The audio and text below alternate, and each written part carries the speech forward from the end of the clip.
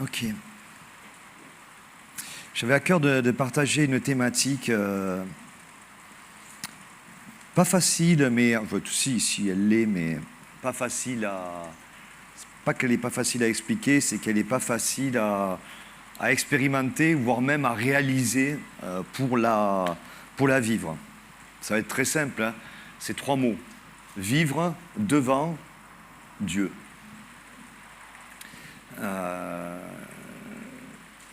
Donc, je vais essayer de vous amener à ça. Vous savez, dans tous les cycles d'apprentissage et tout ce que nous vivons, que nous apprenons, si vous connaissez un petit peu Dieu, vous verrez que tout ce que nous apprenons dans la vie, en apprentissage, le modèle, il vient du ciel. Vous voulez former un enfant, il commence de rien, on va dire, de quelque chose qui est beau d'ailleurs, mais qui ne sait rien, qui n'est pas autonome, et puis petit à petit, il grandit et il commence à avoir une compréhension de choses, puis à un moment donné, il devient, on espère, autonome. Hein. Donc au début, il ne pense même pas aux choses, puis petit à petit, il réalise des choses, c'est pas pour autant que c'est facile, hein. Et puis il devient autonome, et puis plus tard, prendra lui-même des décisions, et il fera lui-même des propositions, même envers ceux qui s'occupaient de lui avant, les parents. En enseignement, c'est pareil, que ce soit dans quelque milieu que ce soit, dans le mien, de milieu, la musique, l'enseignement, la pédagogie, c'est pareil. Les premières années de musique, c'est vraiment donner les bases, les fondamentaux, l'envie d'apprendre, la motivation, d'emboîter des mots ensemble, d'emboîter des sons ensemble, voilà. Puis vient un deuxième cycle qui est l'autonomie. C'est-à-dire qu'à ce moment-là, le maître, quel qu'il soit, là j'ai parlé des parents avant, là je parle d'un enseignant, le maître doit viser, au bout d'un certain temps, à ce que l'élève soit capable tout seul. Alors déjà, on va revenir sur ça. Certains maîtres, ils n'aiment pas lâcher. Hein. Certains parents non plus. Mais, et pourtant, c'est simple, hein, il faut qu'on avance vers une autonomie. Et après ce deuxième cycle, hein, qui prend du temps quand même, hein, ce deuxième cycle d'apprentissage où l'élève ou l'enfant devient autonome, après il y a un cycle un peu plus où je prends moi-même, hein, là je continue sur la pédagogie, par exemple la musique, je prends moi-même les initiatives, je propose, je conçois, je compose, j'orchestre, voilà. Je suis maintenant non seulement autonome, mais j'ai des prises de décision. Avec Dieu, c'est exactement pareil, parce que tous ces points que les pédagogues ont trouvés avec les années, à la base, je veux dire, ça vient de Dieu, en fait. C'est un principe tellement simple et évident. Avec Dieu, c'est exactement pareil.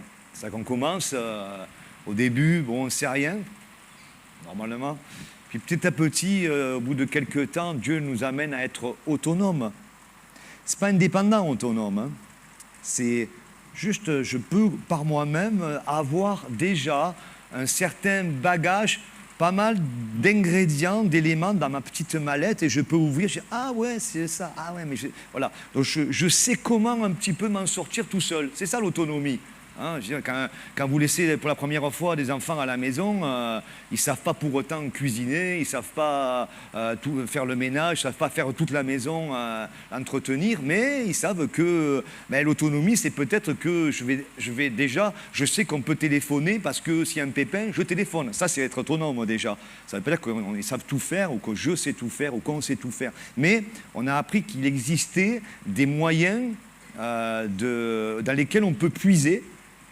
Même quand on ne sait pas, c'est l'autonomie, ça aussi. Je suis autonome, par exemple, je suis autonome de dire je n'ai pas le niveau pour faire ça. Alors qu'avant, quand on a 2 ans, des fois, 3 ans, souvent on se trompe. Si, je peux le faire. Regardez un enfant, il peut tout faire. Hein, il peut tout faire. Après, adolescent, il ne veut plus rien faire. Mais c'est... Voilà. Voilà. Et avec Dieu, c'est pareil. Donc, le deuxième moment, c'est qu'on va apprendre cette autonomie. Et puis, à un moment donné, on devient fort de propositions. En ayant réalisé ce qu'on n'avait même pas réalisé au début, c'est que dans les propositions, on va se planter à des moments. Mais l'autonomie va nous permettre aussi de rebondir face à comment je peux gérer une incapacité. Parce que finalement, j'ai compris, comme dans tout cycle d'apprentissage, quand tu arrives à la fin, on a parlé de l'Institut, merci Yvan, c'était vraiment très bien présenté et ça donne envie. Mais quand on arrive à la fin de l'Institut, que vous avez fini tout ça, vous dites, ah c'est sympa, mais ce que je vais faire maintenant, je vais commencer. Quand on a fini, vous voyez. Donc, ça finit jamais, en fait. Donc, j'en viens à la thématique ce matin, c'est vivre devant Dieu. Et je peux vous dire, c'est pas quelque chose de facile. Et, sans rentrer, mais certains vont se dire... c'est dirigé. En tout cas, il y aura des périodes dans nos vies, c'est sûr et certain. C'est certain et sûr. Si on a un minimum de croissance, si on est arrivé à un moment donné à vouloir grandir avec Dieu, je vais être testé sur un truc, est-ce que je vis devant Dieu ou pas? Alors là, on va maintenant parler de ce que ça peut vouloir dire, parce qu'il faut des vies pour ça. Mais on va donner des principes pour au moins réfléchir. Vous voyez. Alors, comme je vous le disais, je vais vous donner quelques points, mais par exemple, je reviens sur l'enseignement. J'ai vu des pédagogues avoir du mal à lâcher leurs élèves. Je me rappelle moi-même, j'étais en formation au Conservatoire de Montpellier au siècle dernier, donc je peux le dire, puisque ceux qui en sont aujourd'hui la direction ne sont plus les mêmes qu'à l'époque. Mais en plus, bon, je me rappelle quand j'ai passé mon prix au niveau de l'instrument, j'étais jeune en fait, ils estimaient, j'avais 19 ans. Et en fait, j'ai passé mon examen final pour valider mon fin de cursus au conservatoire, machin. Et en fait, je ne l'ai pas eu. J'ai eu la mention juste au-dessous avec presque, puisque c'était à l'unanimité, félicitations du jury, mais juste un peu. Je suis, comment ça se fait? Moi, j'ai bien joué, moi. Il m'a dit trop jeune. Et en fait, non. J'ai compris qu'à ce moment-là, ce qu'il fallait, c'est que dans chaque génération, vous savez, de diplômés, en tout cas à cette époque-là, chaque génération de diplômés, si derrière moi, il n'y en avait pas pour l'année prochaine, c'était mieux d'attendre, parce que la même année où moi j'y étais, il y en avait d'autres. Donc il y avait des diplômés, et puis l'année d'après, peut-être il n'y en aurait plus. Et ça... Donc, bon, je donne un exemple, mais ça mérite ou ça ne mérite pas? C'est possible ou c'est pas possible? Et donc, ça ne voulait pas lâcher. Il y a un système qui était organisé comme ça, de toute façon, à cette époque-là. Et puis, un an de plus, de toute façon, ça ne m'aurait pas fait de mal. Mais, je veux dire par là, c'est qu'à un moment donné, c'est comme si le système où les maîtres, quels qu'ils soient, ne voudraient pas lâcher. Je connais des pédagogues qui, des fois, ils ont de bons élèves et il faut les lâcher, il faut les lâcher, il faut les lâcher. Tu vois? Et même, mais c'est mes élèves. Ça, c'est particulier de dire mes élèves, hein, mais ce sont mes élèves. Mais je ne veux pas les lâcher parce que du coup, je perds un peu de ma force, de mon identité, de ce que je représente. Après tout, c'est moi qui l'ai fait.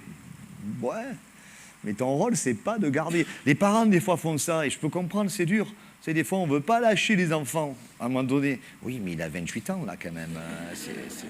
Tu comprends? Vous voyez, je veux dire, on ne veut pas parce que... alors, des fois, par inquiétude, là, parce que... voilà, peu importe, mais de toute façon, c'est pas fait pour ça. Je vais vous dire, et Dieu, c'est pareil. Dire, tu vis devant qui? Ça veut dire, et on va arriver à ça, on arrive à ça, ça veut dire quoi, vivre devant Dieu? Je vous ai donné tous ces principes-là pour vous donner déjà un petit peu au niveau fondation de réflexion. Mais je commencerai par... je vais continuer. Évidemment, vivre devant Dieu, il y a un mot, il y a 3 points, je vais vous en donner 3 là. C'est confiance, connaître et être soi-même.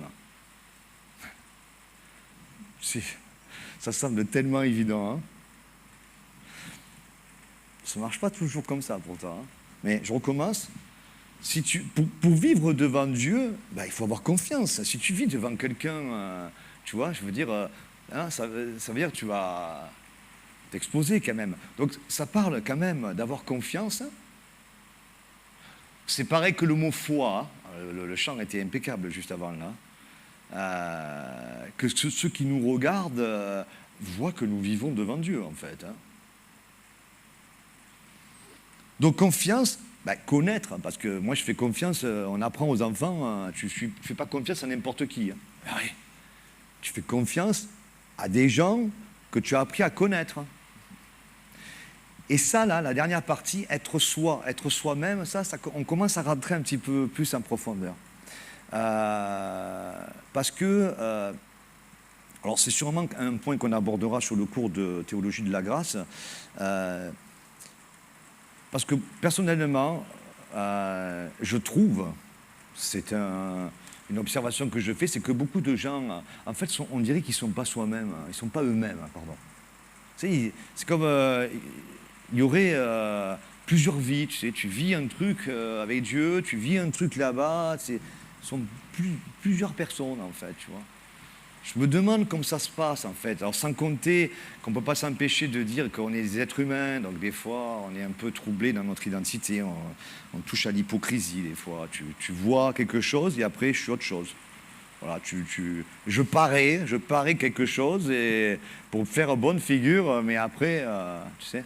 Ou là, mais même dans le bon sens, tu me vois être un bon chrétien, tu te dis, oh, c'est génial, il est là tout le temps, il sert à l'église. Puis à la maison, quand tu te retrouves, je ne parle même pas dans l'intimité de ton épouse, ta famille, je parle dans l'intimité avec Dieu. Tu sais, devant Dieu, du Seigneur, je ne te mérite pas, ou Seigneur, il faut que j'arrive à ce niveau, il faut que je fasse ça, et quand j'en serai là, tu vois. Et à l'église, alors oui, tu vois, tu apparais, mais en vérité, personne devant Dieu ne pourrait passer si on se jugeait comme ça.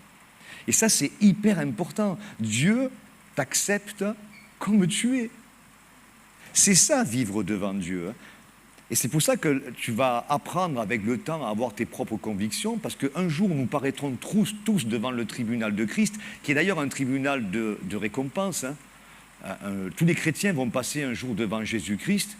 Je veux dire, ça fait partie de vivre devant Dieu. Ne soyez pas inquiets du jour où vous passerez devant Jésus-Christ, parce que la bonne nouvelle, c'est que vous passerez devant Jésus-Christ.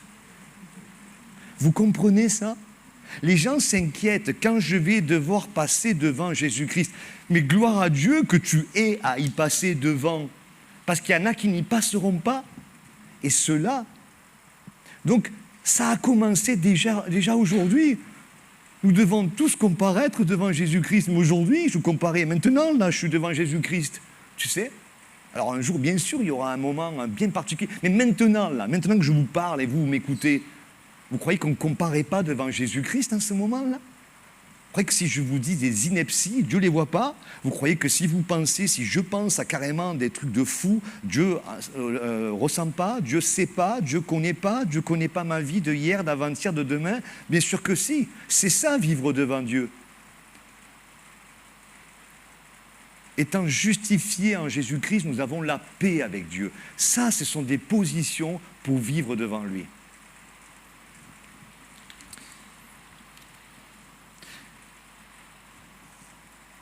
Quel regard? C'est une question fondamentale. Vous ne passerez pas le seuil d'aller en autonomie si ces fondations, on ne les passe pas, si je ne les passe pas. Quel regard je pense que Dieu a sur moi? Quel regard je pense que Dieu a sur moi? Est-ce que vous pensez, par exemple, que Dieu vous surveille? C'est dur, hein? Parce que même si vous hochez la tête, est-ce que Dieu vous surveille? C'est-à-dire...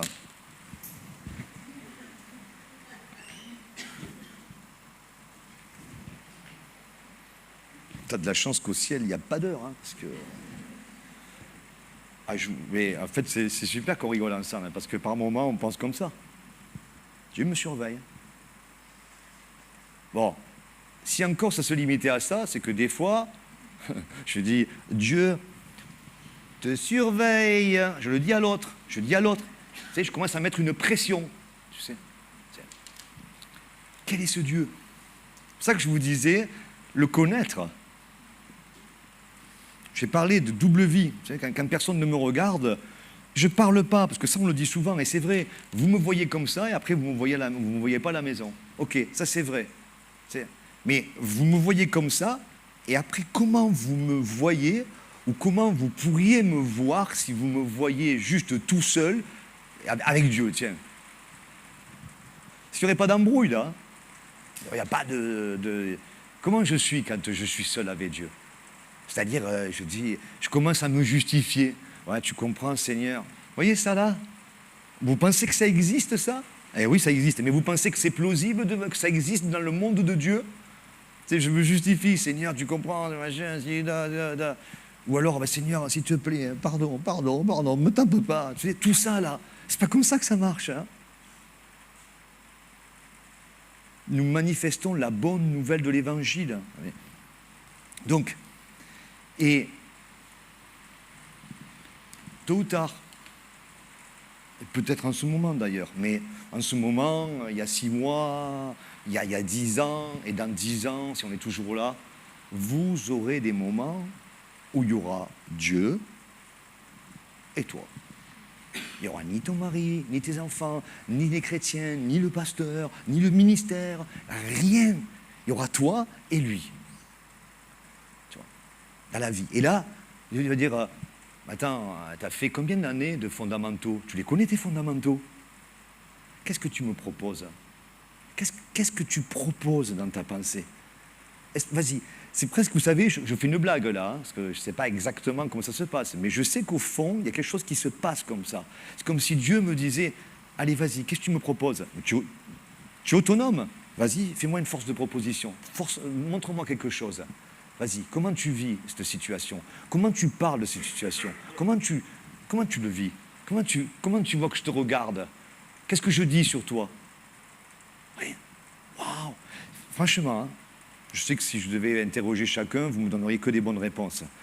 Mais quand je suis tout seul, si vraiment je devais noter ce que je pense, et vous savez quoi? Quand vous êtes juste avec Dieu, vous pouvez avoir le droit de lui dire ce que vous pensez. Voilà. Après, j'espère qu'on aura de l'humilité pour accepter d'être renouvelé, d'avoir de nouvelles informations.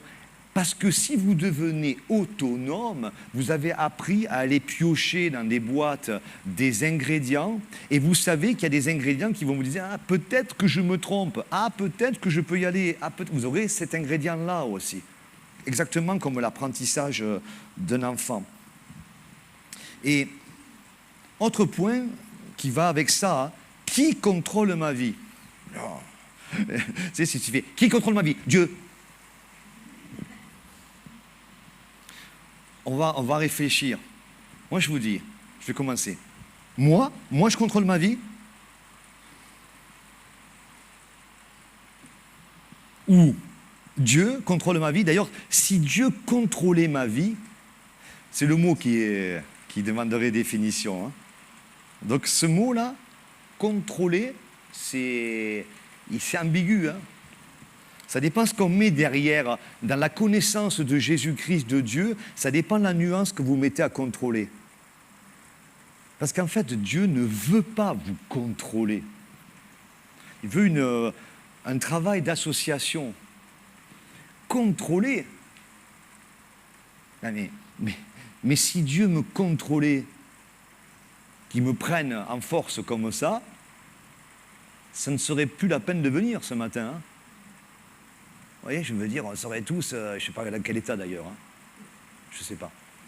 Mais Dieu désire ce contrôle sur ma vie, mais dans une unité, Seigneur, contrôle ma vie, mais je ne vais pas y arriver parce qu'en plus, je te le dis, il y a des fois, je ne vais pas te la donner, tu ne vas pas avoir le contrôle.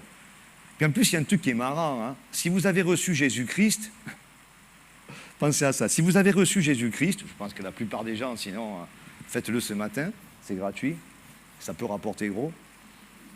Pas en argent, hein, peut-être. Mais si Jésus-Christ est venu dans votre vie, vous avez le Saint-Esprit qui a pris place. Vous imaginez, Dieu, il va contrôler le Saint-Esprit. Mais non, mais le Saint-Esprit, il est déjà là. Il y a quelque chose qui veut s'unir, qui veut travailler ensemble. Donc Dieu contrôle ma vie, pas vraiment. Il contrôle ma vie quand j'y donne les clés, et je sais très bien qu'à des moments, il ne contrôle pas. Et heureusement qu'il n'y va pas en force. Parce qu'il pourrait, hein. Ah, il pourrait, hein. Tu sais, comme, je te prends comme ça, là, tu vois. Jamais, jamais. J'espère que vous ne pensez pas que Dieu est comme ça. Vous imaginez que Dieu, il vous prend, il vous, tu sais, tu ne marches pas avec moi en ce moment, allez, vas-y. Vous imaginez? Mais il y en a qui pensent ça. Je dirais que non, hein, mais il y en a qui pensent ça. Dieu, il n'est pas comme ça. Il n'est pas comme ça, il est doux. Comment tu veux grandir? Vous imaginez si on prend des enfants, on les amène à devenir ça? Mais je peux vous dire quand va arriver le moment de l'autonomie, hein, tu vas le sentir passer. Hein. Et la force de proposition qui va suivre derrière, elle va faire encore plus mal. Tu vois? Et ça, c'est hyper important parce qu'on a été fait comme ça. Et pourtant, Dieu a un contrôle sur nous. Et vous savez ce contrôle, ce que c'est? C'est la grâce. Il nous contrôle par la grâce. Et le mot n'a plus le même sens. Contrôler, gracier. Donc il y a un équilibre à trouver.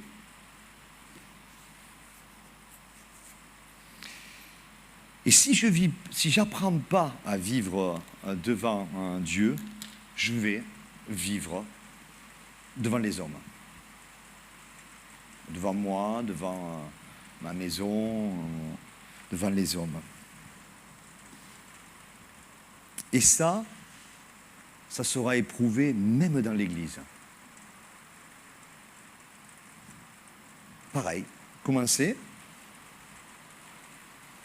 Alors vous avez les hommes, les femmes, hein, les humains qui sont plus anciens que vous dans la foi, vous les regardez, vous posez des questions, peut-être vous avez des amis qui vous ont amené à l'église, peut-être vous avez une proximité avec un pasteur ou un ancien dans la foi, ou une ancienne dans la foi, vous avez cette proximité-là. Ben, petit à petit, vous allez gagner en autonomie. L'objectif, c'est pas que ça reste tout le temps... vous garderez le respect, vous saurez toujours que ces gens, s'ils étaient chrétiens 15 ans avant vous, ils auront toujours 15 ans d'avance sur vous.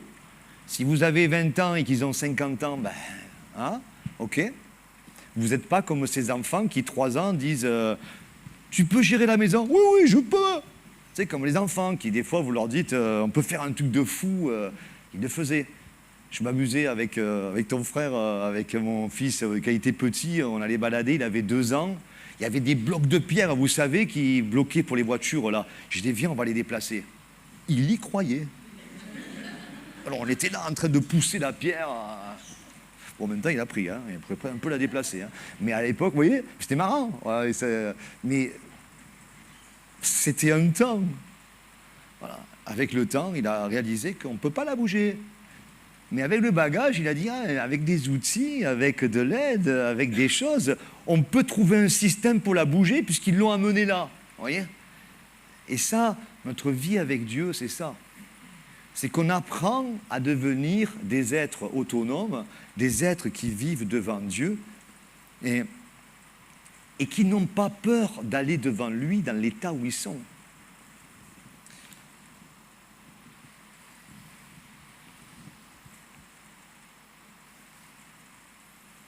Dieu n'est pas juste quelqu'un à qui on pense de temps en temps, mais c'est une présence constante. Comment je peux avoir cette part des fois, là je le dis moi, mais vous allez voir, c'est comment je peux avoir cette petite part là de je m'abuse moi-même, ou je fais du déni, ou je suis hypocrite, je ne sais pas, de dire en fait, Dieu il me voit, mais que à des moments. On ne peut pas s'empêcher, hein, on a ce côté religieux. Hein. On oublie que lui, par contre, c'est tout le temps. Ça ne lui pose pas de problème. Hein. Tout le temps, il me voit, tout le temps, il le sait, tout le temps, il comprend, tout le temps, il anticipe, tout le temps, il n'est pas surpris, tout le temps, tout le temps, tout le temps, tout le temps, tout le temps, tout le temps. Alors, nous, des fois, on est là, on dit « Ah ouais, c'est vrai, alléluia, Dieu existe. » Voilà, et pour nous, c'est le début, et c'est tellement génial quand on revient de périodes un petit peu difficiles. Vous savez, un petit peu de période où ça a été un peu la vallée, on revient, et tout est nouveau, tout est chouette. Pensez pas que c'est pareil pour Dieu. Hein. Bien sûr, il est, je pourrais dire, heureux, si on peut dire comme ça, de voir ses enfants qui renouvellent leur foi, renouvellent leur marche. Mais il n'est pas « Waouh, génial !» Tu vois, c'est pas comme ça. Lui, c'est constant, en fait. Vivre en ayant conscience que sa vie entière, que ma vie entière se déroule sous son regard. C'est une sacrée responsabilité en vérité. Mais nous avons la paix avec Dieu. Relisez Romains 5. Étant donc justifiés. Si vous avez cru en Jésus-Christ, vous êtes justifiés. Jamais, jamais. C'est pas possible. En tout cas, moi, c'est ma conviction. Jamais Dieu vous regardera. Jamais. Comment je le sais? C'est simple, hein? Juste, je fais un petit clin d'œil sur la croix, je dis, ah, mais voilà. Jamais. Jamais. Jamais. Tu peux être minable aujourd'hui, tu peux avoir... tu regardes la croix, et je veux dire, étant donc justifié par la foi, la confiance, hein, c'est Romains 5.1 que je vous cite, hein, étant donc justifié par la foi, nous avons la paix avec Dieu. C'est comme ça. C'est comme ça. Donc, on peut se présenter devant lui et aller voir. Et peut-être que Dieu, d'ailleurs, nous appelle, nous dit « Viens me voir. » Oula, il veut me voir, ça doit... Vous voyez ça? Déjà, quand vous avez un supérieur qui veut vous voir, c'est comme ça. Hein. Si le prof veut voir un élève, on est tellement été habitué, il veut me voir, ce qu'il y a un truc. Non, peut-être il veut te voir pour te féliciter, t'encourager. Alors, je sais, hein, sur Terre, quand c'est bien, on n'a rien à te dire. Donc, quand on t'appelle, c'est qu'il y a un truc qui ne va pas. Mais Dieu pourrait te dire, attends, viens me voir. Tu en penses quoi, toi, de cette situation? Ah ouais, non, mais j'ai vu sur les réseaux. Ah ouais, non, mais j'ai vu le truc. Ah oui, lui, il pense, elle pense. Non, attends. Ressors, re-rentre. Bonjour, monsieur. Tu en penses quoi, toi? Ah oui, mais... Alors, ressors. C'est un bon jeu. Tu en penses quoi, toi? Si tu n'as pas la capacité, parce que tu viens d'arriver, ok. Si tu as du bagage, un minimum, tu vas dire, attends, je vais prendre...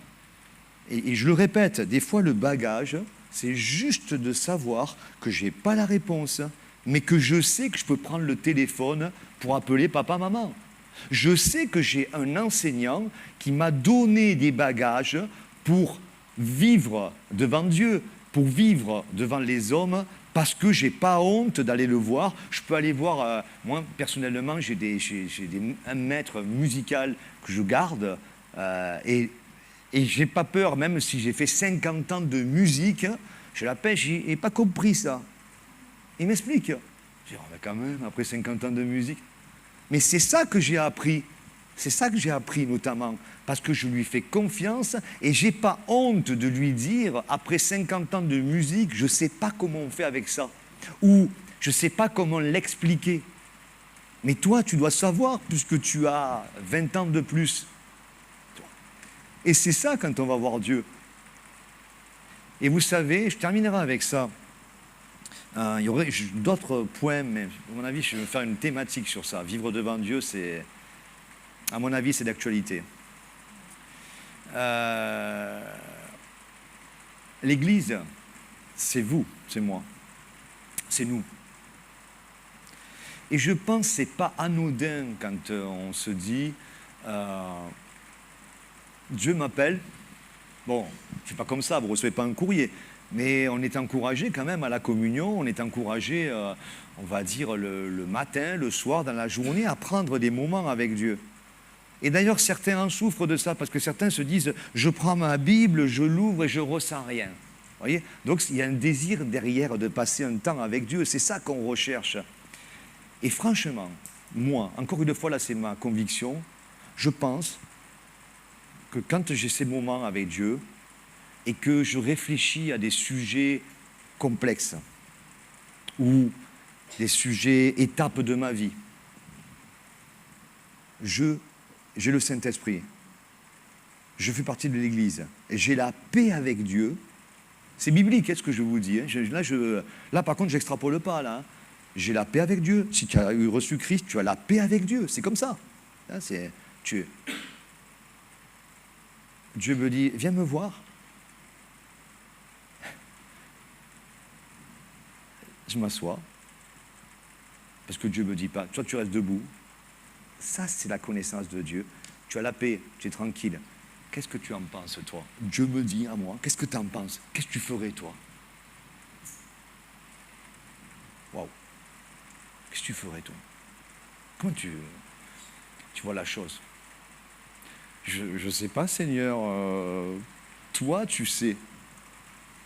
C'est ma première réaction, si je réfléchis à un sujet. Toi, tu sais. Dieu pourrait pousser comme avec un maître dans une discipline. Le maître veut nous emmener plus loin et va dire, oui, je sais, mais toi, tu le verrais comment? Parlons-en tous les deux. Parce que peut-être ta proposition va être intéressante. En tout cas, selon ce que tu vas décider, elle va avoir de l'impact. Elle va avoir ça va se propager. Parce que si je fais de la musique, par exemple, si je prends cette décision d'écrire une composition et d'intégrer tel musicien, ben, je vais devoir intégrer des gens, je vais devoir... et ça marchera avec plein de choses, mais Dieu fait ça. Bien sûr, il est souverain, bien sûr, il fait ce qu'il veut, mais nous sommes ses enfants, nous sommes administrateurs, c'est bien biblique ça, hein? Administrateurs des biens de Dieu, nous sommes ambassadeurs de Christ. Wow, c'est biblique ça aussi. Tiens, je le représente, tu l'as chanté, nous sommes des témoins, pourvu qu'on soit des témoins. Et c'est sûr, c'est certain qu'on va régulièrement, aujourd'hui, mais dans 1 an, dans 2 ans, dans vos vies, ou aujourd'hui peut-être dans une situation personnelle de chez vous, de votre intimité, de vos secrets, de vos blessures ou de vos projets d'ailleurs, peu importe, positifs ou négatifs, vous êtes attendus à vivre devant Dieu. Qu'est-ce que... Vous savez, j'ai eu des moments très difficiles dans la foi. Vous savez comment ça a fini? C'est presque... Ça a fini, c'est passé à autre chose. Hein. Mais je sais, c'est ma conviction, hein, que Dieu m'a dit, tu vis devant moi ou pas? Oui, mais tu comprends, ok, ce que tu vas faire après, sois sûr que quand tu vas le faire, tu le fasses devant moi. Est-ce que tu es prêt à ça?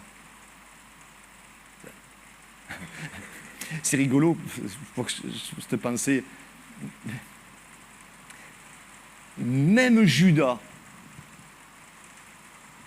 Jésus lui dit, ce que tu as à faire là,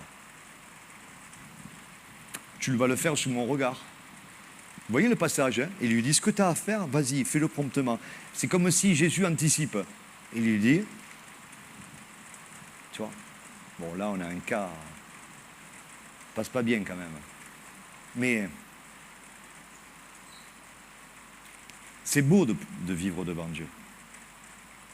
Souvent nous souffrons parce qu'en fait on ne vit pas devant Dieu. Vous ne pouvez pas souffrir longtemps, on souffre, hein? On souffre tous.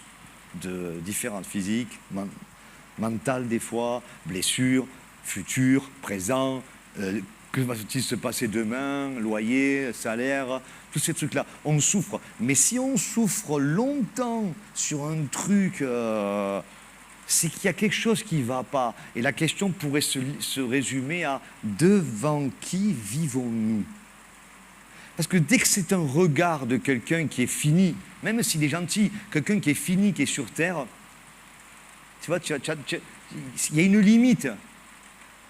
La personne qui m'aime le plus est limitée dans ma vie. Sur terre, je parle, mais elle est limitée. Si je ne pense pas ça, comment je fais? Et moi-même, les gens que j'aime, je suis limité. Si les gens que j'aime et qui aiment bien être en ma présence, j'espère que je vais leur apprendre ou leur communiquer que quand ils auront des décisions importantes à vivre dans leur vie, oui, s'ils veulent, je serai là, mais je les encouragerai à prendre une décision devant Dieu. C'est hyper important ça, parce que nous comparaîtrons devant lui, et je et vous ne pourrez pas dire « Eh ouais, mais tu comprends, il m'a dit ça. » C'est dommage, mais t'as quel âge? 2 ans et demi? Tu étais... Non, t'as pas 2 ans et demi. Donc vivre devant Dieu, c'est la plus belle chose qu'on peut apprendre. Ça n'enlève pas les difficultés, ça n'enlève pas les souffrances. Mais par contre, au niveau de comment on conçoit les choses, comment on voit le regard de Dieu sur ma vie, hein, emportez ça aujourd'hui. Hein. Comment emporter cette question, Doggy Bag? Comment Dieu me regarde-t-il? Posez-vous vraiment la question. Comment Dieu me regarde-t-il?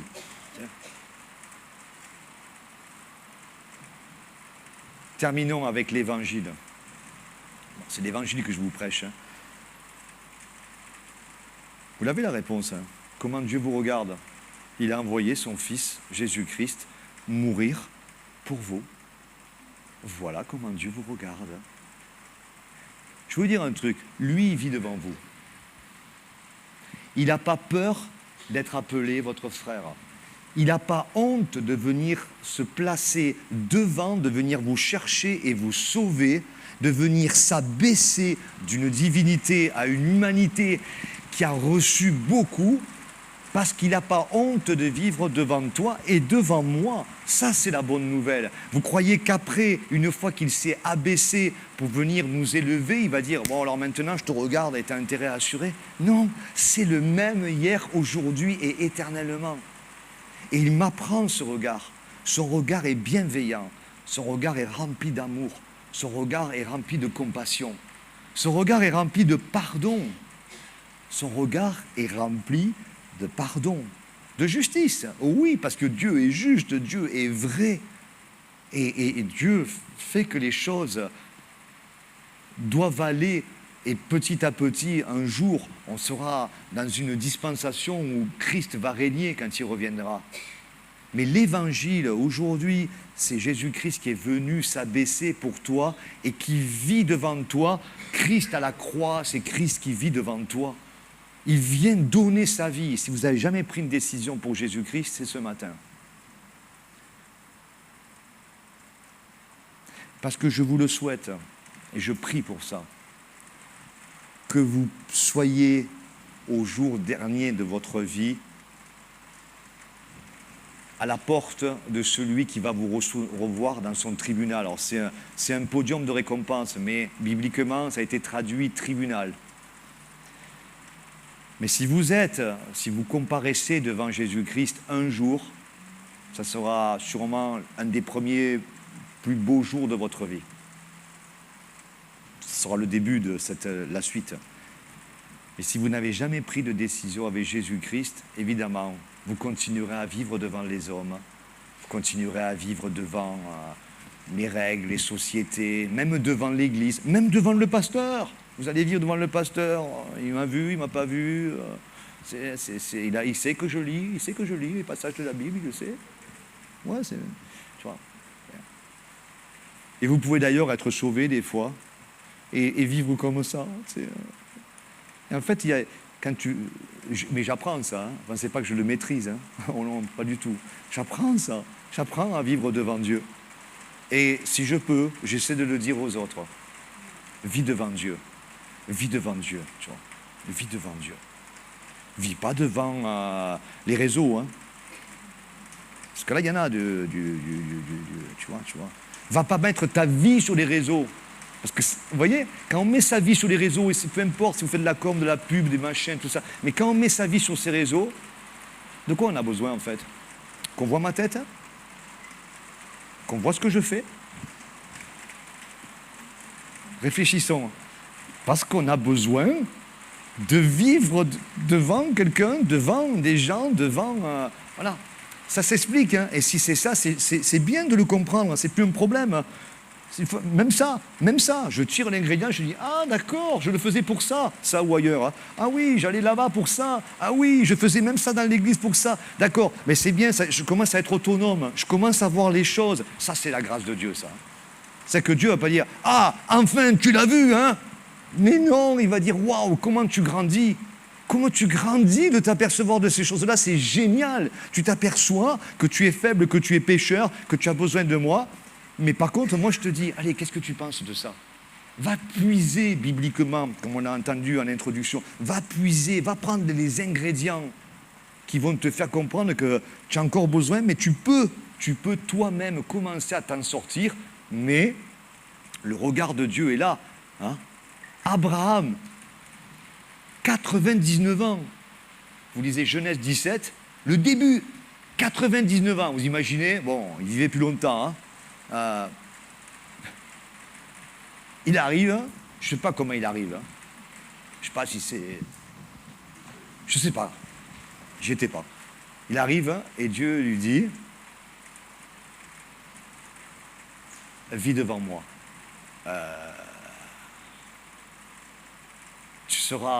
Tu vas porter du fruit et une multitude viendra de toi.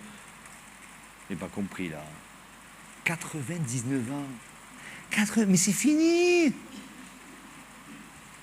Qui t'a dit que c'est fini? Sa femme? Peut-être.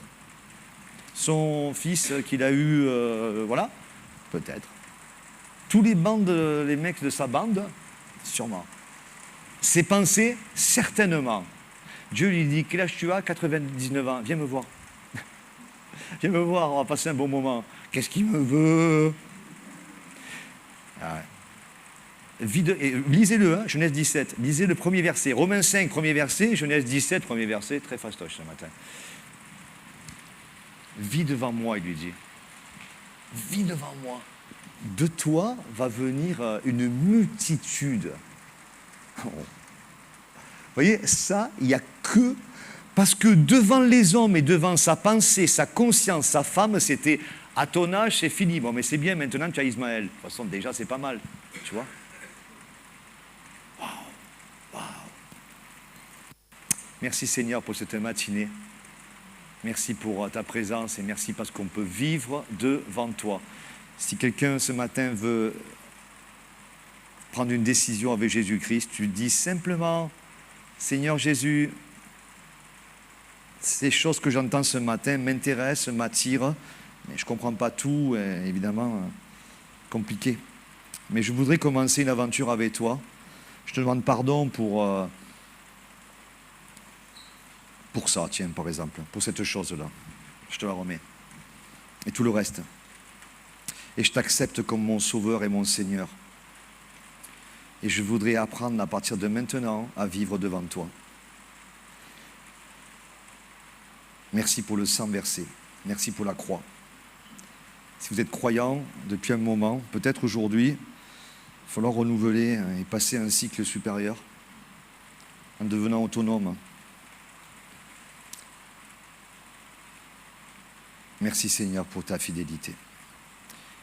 Merci pour ta présence. Au nom de Jésus. Amen. Bon dimanche.